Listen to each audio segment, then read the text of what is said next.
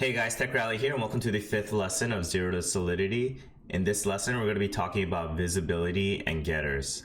Since Solidity knows two kinds of function calls, internal ones that do not create an actual EVM call, also called a message call, and external ones that do, there are 4 types of visibilities for functions and state variables. Functions have to be specified as being external, public, internal, or private. For state variables, external is not possible. If you've been following my lessons, you'll notice that I've been using private and public visibilities for functions and my states. But what we did not discuss is the usage of external and internal, and that's what we're going to be going over today.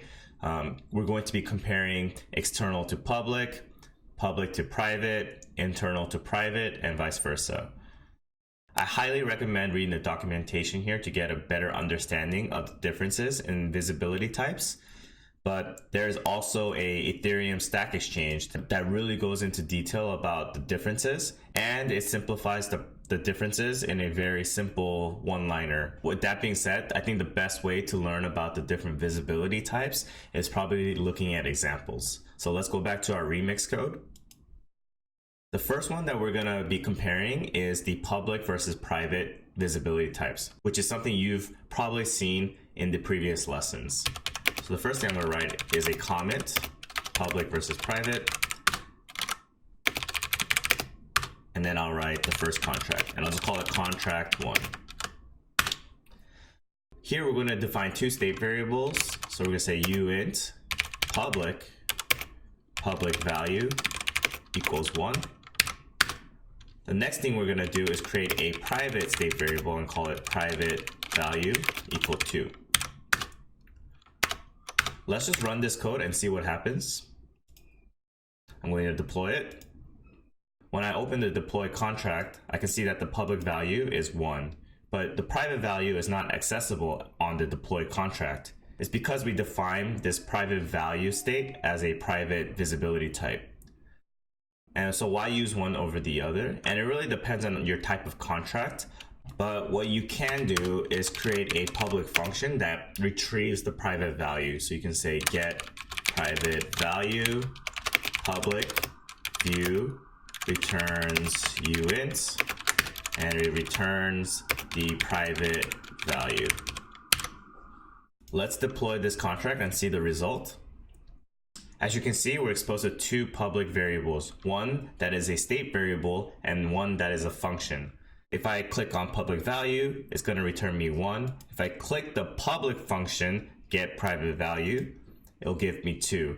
So there are ways that you can retrieve the private variable types, but they can't actually be utilized in the deploy contracts themselves.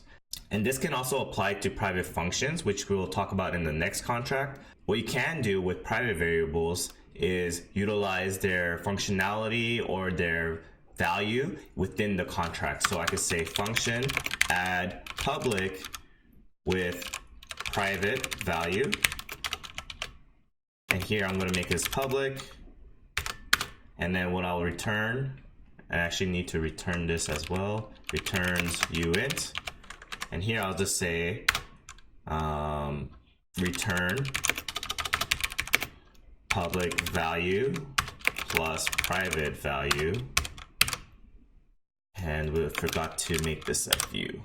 Now when I redeploy the new contract, I'm exposed to 3 public functions and state variables respectively. I can see that the public value is 1, the private value is 2, and when I add the public with the private value, that will be 3. As you can see, the private visibility types doesn't necessarily mean that the contract can't use those functionalities. It's just that when you deploy it, you don't have access to those variables or functions.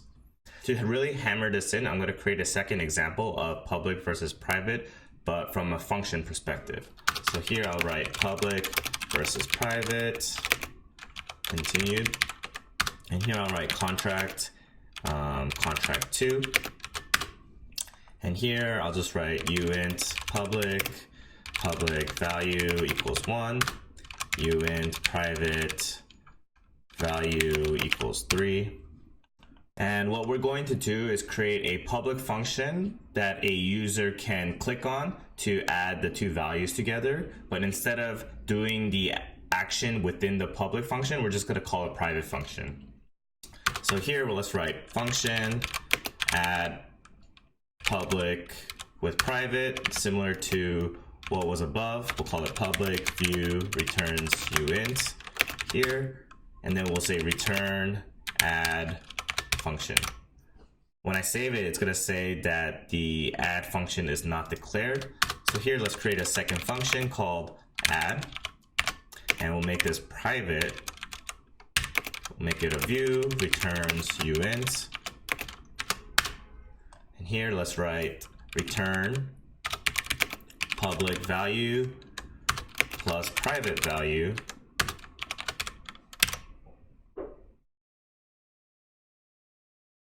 I apologize, it's not a function. Perfect. Let's remove this old deployed contract here. And if I click on contract 2, we should be exposed to the public function of add public with private value, but we shouldn't be able to see this add function that is a private visibility type. So when I click deploy, the public value is 1, and when I add public with private value, it should return me 4. Perfect. So as you can see, private and public function doesn't necessarily mean that you can't use one or the other. It really just depends on how you want to structure your contract and what you really want to expose to the deployed contracts. I think this lesson is going a little longer than I expected. So in the next lesson, we're going to be talking about public versus external and private versus internal. I'll see you then.